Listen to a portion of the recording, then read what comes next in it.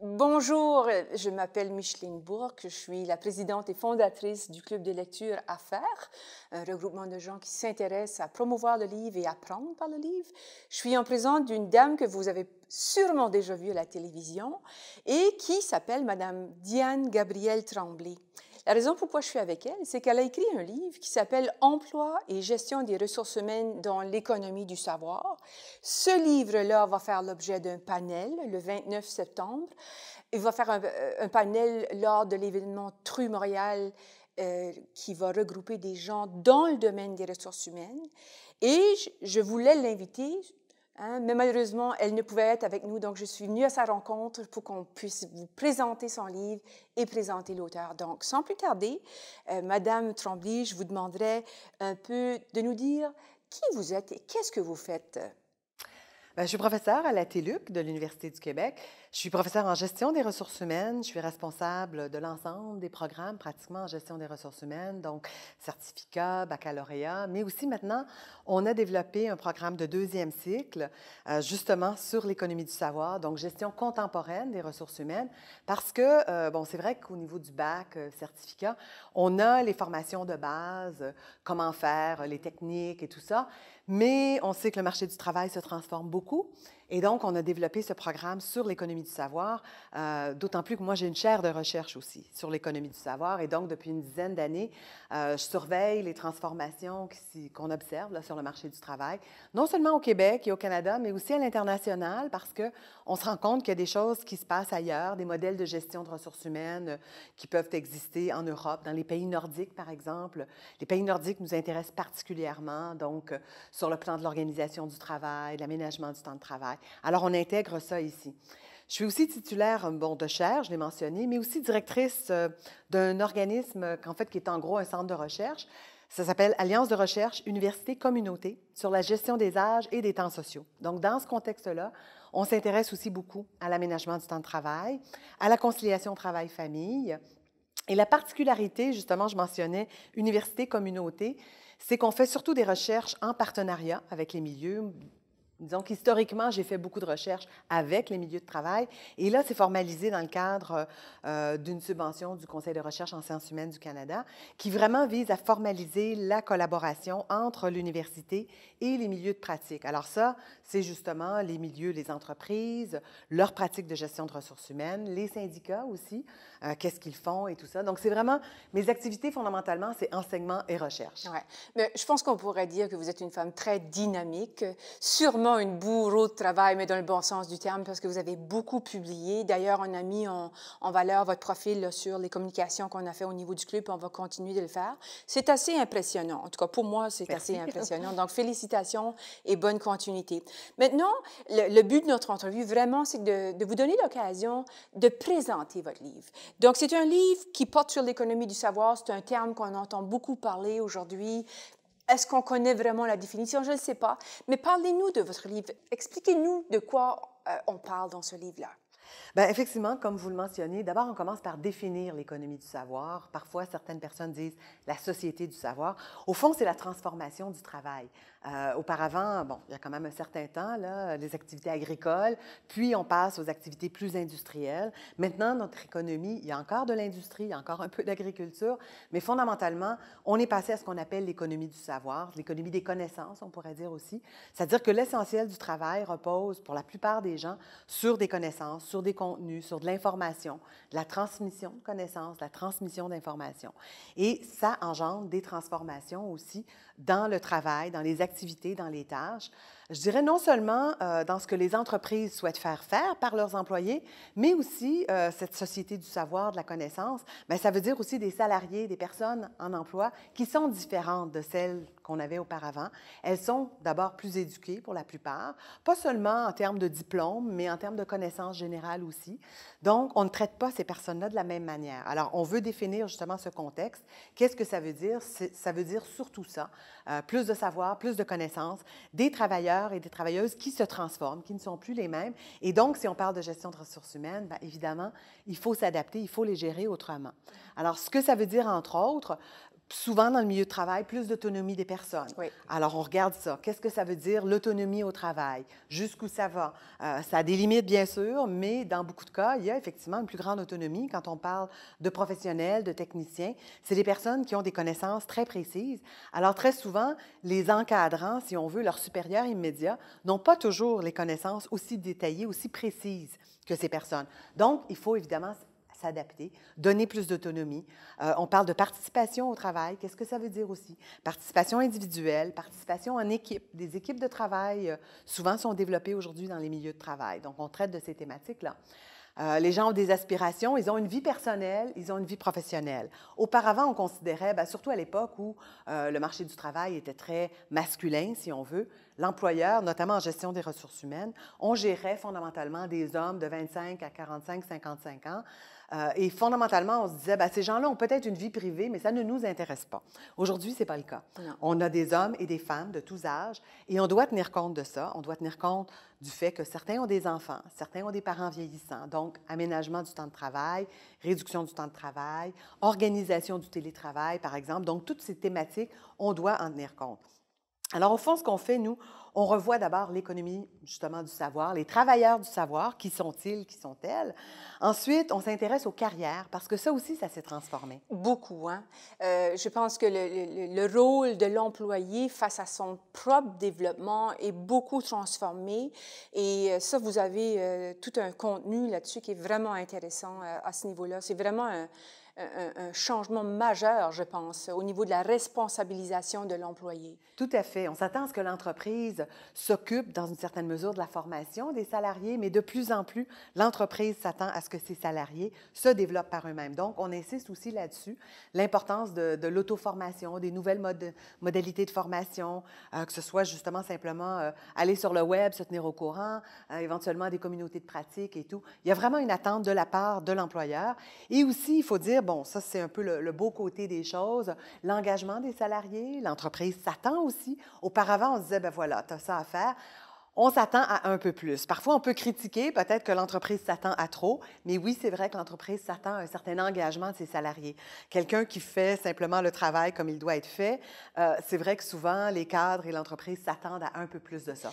Je pense qu'à ce sujet-là, vous avez aussi parlé que les employés dans l'économie du savoir sont un peu prédisposés à donner des extras. Ils font un peu plus de travail que peut-être d'autres catégories d'employés. C'est intéressant, cet aspect-là de la description de l'employé de l'économie du savoir. Il est quand même différent de d'autres secteurs d'activité. Oui, bien, ça renvoie un peu à ce que je disais tout à l'heure, le fait que ce sont des personnes plus éduquées, plus scolarisées, qui ont vraiment un bassin d'information beaucoup plus important, qui ont des connaissances qu'ils veulent mettre en pratique. C'est-à-dire que à partir du moment où on sait faire des choses, qu'on a envie de faire des choses, on peut parfois, on parle aussi parfois des travailleurs plus créatifs. Oui. Ben oui, on a envie de pouvoir exercer cette possibilité. Sinon, c'est un petit peu décevant et c'est ce qui fait d'ailleurs que beaucoup de salariés vont bouger, vont quitter une organisation qui ne leur donne pas la possibilité de se développer autant qu'ils le pourraient, de faire valoir leurs compétences, leurs connaissances, leur créativité.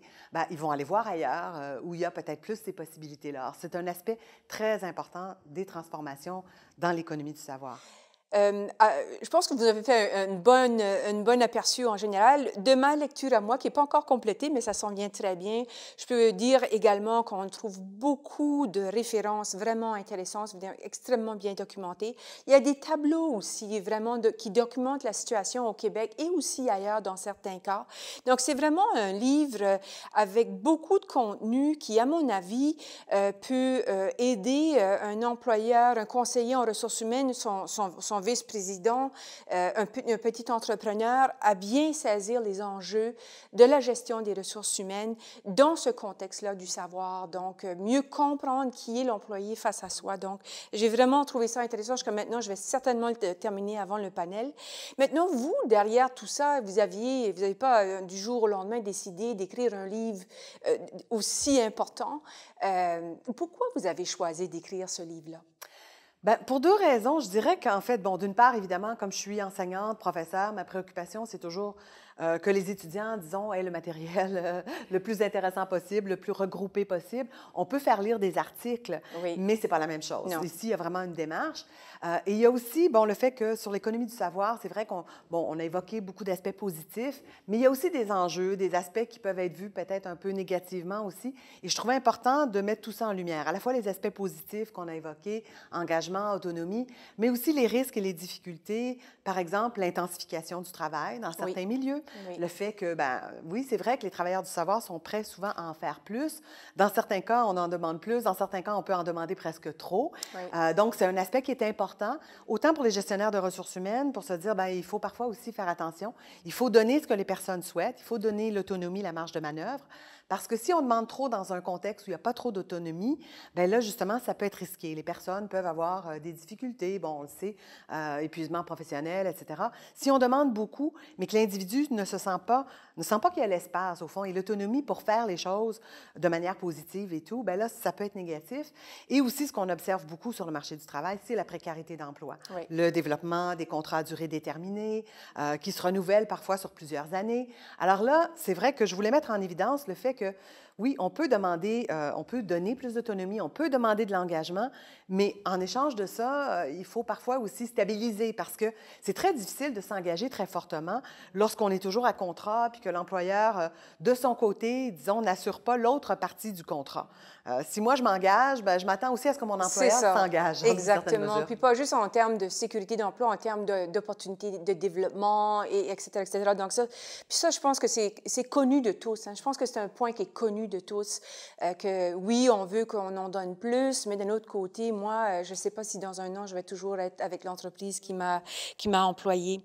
Donc, j'aimerais quand même, parce que là, on va avoir un groupe d'à peu près 200 personnes, des gens, des professionnels du milieu, hein, des gens avec des titres, là, les gestionnaires de talent, des gens qui travaillent au niveau de la marque employeur, des gens qui sont conseillers ressources humaines, beaucoup de gens dans le domaine du recrutement, des fournisseurs de services aussi dans ce domaine-là. Peut-être deux petites choses que vous aimeriez vraiment annoncer de votre livre qui va les intéresser en particulier, qui peut être un message clé pour eux face à ce livre-là. Bien, pour moi, le premier, c'est vraiment le fait que la gestion des ressources humaines, il y a des choix. Je trouve que, d'ailleurs, c'est ce qui m'intéresse, en fait, dans ce domaine-là, c'est que je trouve que trop souvent, on présente l'évolution du marché du travail comme quelque chose d'inéluctable, de déterministe. Par exemple, on a parlé, là, même depuis les années 90, mais encore plus récemment, on parle beaucoup des changements technologiques comme ayant un impact déterminant sur non seulement le marché du travail en général, mais sur les fonctions des personnes, les tâches, etc. Bon, c'est vrai, mais moi, je trouve que c'est une vision vraiment trop déterministe et je ne suis pas en accord, en fait, avec cette vision-là. Je considère qu'en fait, justement, les organisations, les gestionnaires de ressources humaines, les gestionnaires, les hauts dirigeants des organisations ont une très forte marge de manœuvre et ils prennent des décisions. D'ailleurs, les comparaisons internationales que je fais m'ont beaucoup aidé là-dessus. Regardez le Japon, les États-Unis, les pays nordiques, ça permet de voir que face aux mêmes changements technologiques ou alors à la même concurrence internationale, il reste des choix. Les pays nordiques, par exemple, ont justement développé l'autonomie, l'engagement dans le travail, généralement une meilleure organisation du travail, une prise en compte de la vie privée des individus, des possibilités d'aménagement du temps de travail, de manière générale, hein, bien sûr, pas chaque organisation, mais de manière générale, on voit là un modèle qui quand même est très performant, mais qui fait très attention à l'individu. Si on regarde aux États-Unis, on voit un peu la chose inverse, c'est-à-dire que face à la concurrence internationale, beaucoup d'entreprises aux États-Unis ont eu tendance à plutôt réduire les coûts, instabiliser l'emploi, offrir beaucoup d'emplois précaires. C'est un pays où il y a beaucoup de temps partiel, de contrats à durée déterminée, de travail occasionnel. Je pense qu'au Québec, au Canada, on est un peu entre les deux. Et chaque organisation, et pour moi, c'est un message important, c'est que chaque organisation, chaque gestionnaire de ressources humaines fait des choix. Et ces choix-là auront des conséquences. Donc ça, c'est vraiment pour moi l'aspect très important. Et le deuxième, peut-être, c'est justement de prendre en compte les aspects positifs et les aspects négatifs. On présente souvent, ben voilà, l'économie du savoir, il y a de très bons emplois. Oui, c'est vrai, mais il y a aussi des emplois qui sont peut-être moins intéressants, de moins bonne qualité. Mais encore là, pour moi, les gestionnaires de ressources humaines peuvent agir là-dessus. C'est-à-dire que si on organise un travail en équipe, par exemple, avec certaines tâches et qu'on donne de l'autonomie, on peut, dans tous les milieux de travail, autant industriels que vraiment, là, disons, services, éducation, tout ça, on peut changer la façon dont le travail est fait et la façon dont les gens vivent ce travail-là. Ouais. Et pour moi, donc, c'est un La aspect très satisfaction important. de l'employé, justement, est un enjeu pour tous, dans le sens que si ton employé n'est pas heureux au travail, il y a une perte de performance, puis il y a aussi une perte d'engagement et bien d'autres effets négatifs vis-à-vis ça. Donc, on va relayer ce message-là avec plaisir. Donc, pour conclure, d'une part, merci beaucoup encore une fois de m'avoir accordé du temps. Et moi, j'aimerais vous faire un bon souhait. Alors, j'aimerais vous souhaiter à vous et à votre livre le souhait de votre choix. Alors, qu'est-ce qu'on peut vous souhaiter? Est-ce qu'on vous souhaite des voyages outre-mer? Dans quelle main voulez-vous que votre livre tombe? Bien, c'est certain que j'aime bien les voyages, ça c'est certain. À la fois parce que oui, je fais des comparaisons internationales, donc c'est difficile de faire des comparaisons internationales uniquement à partir de l'écrit. Oui. Alors effectivement, j'ai voyagé en Asie, en Europe, et je trouve ça important de continuer à confronter ce que l'on voit à ce qui se passe ailleurs. Je trouve que c'est très, très inspirant. Donc effectivement, je souhaite pouvoir évoquer ces thématiques-là ailleurs. J'ai des collègues dans les pays nordiques, en France, à travers l'Europe, qui travaillent sur ces thèmes-là. Je m'intéresse aussi particulièrement à l'Asie parce que je pense que le modèle japonais a été intéressant, a été très bien connu pendant un certain temps. Par la suite, on a eu tendance à le négliger ou à mal le comprendre. Par exemple, on parle beaucoup, même encore au Québec, de lean management. Malheureusement, on l'applique dans une vision très, très limitée. On oublie toute la partie innovation. Alors, pour moi, c'est important cet aspect-là. Et je m'intéresse évidemment, je pense que, bon, on est au Québec, on est disons, en Amérique du Nord, mais pour moi, les Amériques sont très importantes. Et je pense qu'on oublie trop souvent l'Amérique du Sud, le Mexique. Oui. Et bon, je parle espagnol aussi. Donc, je trouve ça intéressant que l'on ait des échanges pour éviter qu'en fait, les Amériques évoluent dans des directions trop différentes les unes des autres. J'évoquais les États-Unis où il y a beaucoup de précarité d'emploi. Oui. Le Mexique, bien, il y a là aussi des tendances très divergentes. L'Amérique latine, des situations très contrastées. Et je pense qu'en fait, on doit tenter de faire évoluer. D'abord, nos entreprises sont souvent installées là-bas, Mexique notamment, mais aussi Brésil, par exemple. Et je pense qu'on doit tenter de faire évoluer la qualité du travail, la qualité de l'emploi de la manière la plus convergente possible dans les Amériques. Excellent. D'abord, on va vous souhaiter de beaux voyages. On va vous souhaiter que votre livre serve d'inspiration aux gens à l'extérieur du Québec et du Canada pour apprendre avec vous et continuer de faire évoluer ces milieux de travail qui sont extrêmement dynamiques et extrêmement importants pour notre économie. Donc, merci beaucoup, Madame Tremblay. Bon succès et bonne année universitaire qui vient de commencer. Et on vous donne du feedback par rapport au panel. Merci beaucoup.